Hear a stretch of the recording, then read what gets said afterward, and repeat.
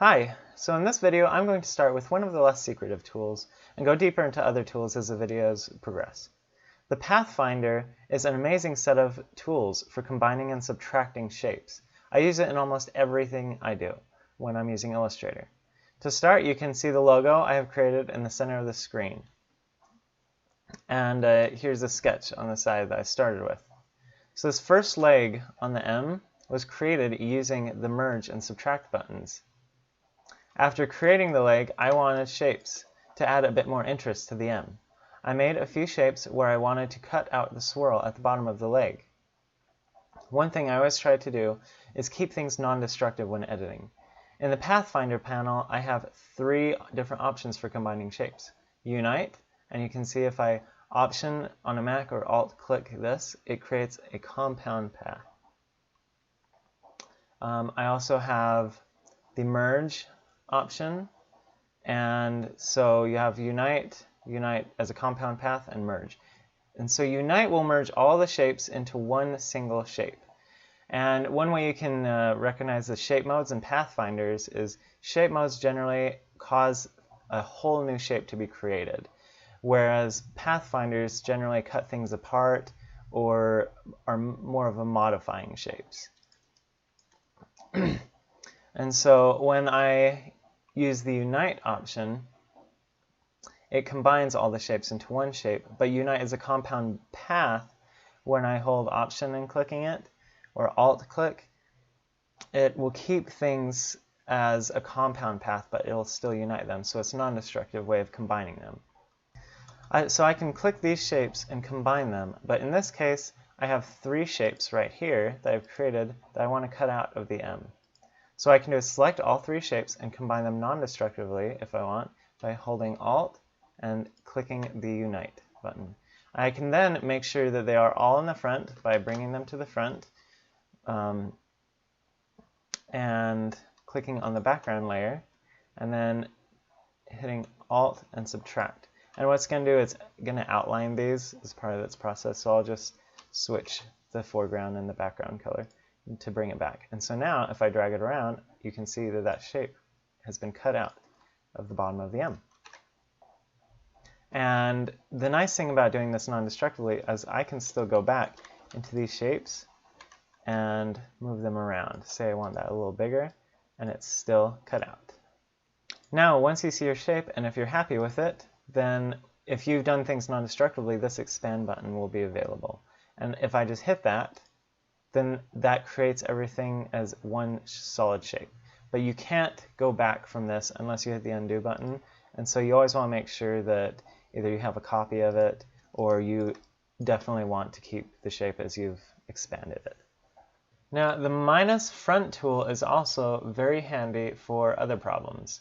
One I'm often faced with is creating glares or reflections on surfaces or shapes. If I have a circle right here and I need a reflection on it, then I could use the same circle shape and copy it twice and use the contours to get a shape that matches the outer circle perfectly. So all I have to do is click the 2 different shapes and make sure the shape I want cut out is in front and hit the minus front tool. And now I have this shape that if I just color it the way I want to, and then I can erase all the parts I don't want. And now I have a perfect reflection. If I want a more perfect trim, then I can create some straight lines from the center of one of these circles and select all these and use the divide tool, which will cut all the different pieces apart. And now, and what it also does is it groups all of these shapes. And so I can use the direct selection tool, grab the 2 pieces that I want, cut them out,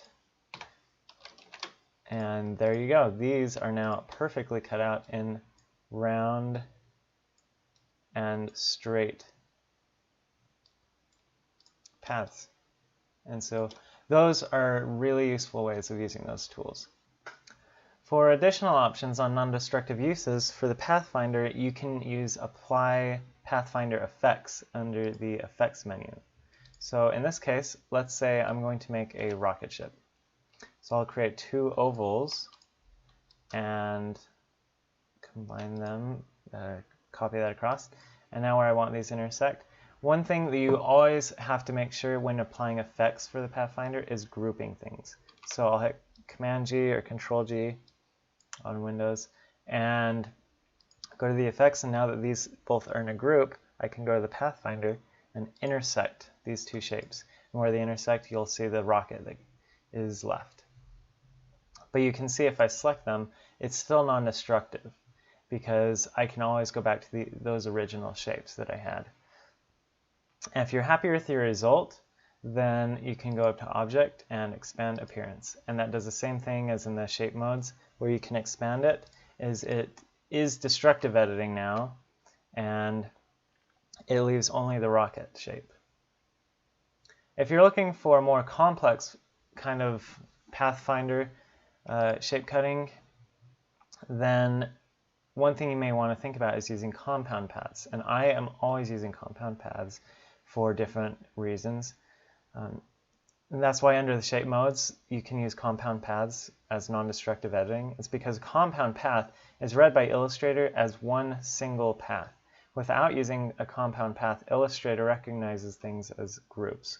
For example, if I bring out two of these shapes and I merge them with Unite, then it still sees them as two different shapes because I can ungroup them and move them around. What I need to do is create them as a compound path. I can hit Control-8 on Windows, or on a Mac, it's Command-8, or I can go down to Object and Compound Path and hit Make. And now Illustrator sees these two shapes as one single path. And now if I have a shape underneath that I want to cut those out of, I'll just make sure that these are in front, and then I can click Subtract Front. And now those will be cut out of that. And any time you have two separate shapes that you're trying to cut out of another shape, you're going to have problems unless you convert them to a compound path. And that's all I have for this video on the Pathfinder, and I'll see you in the next video.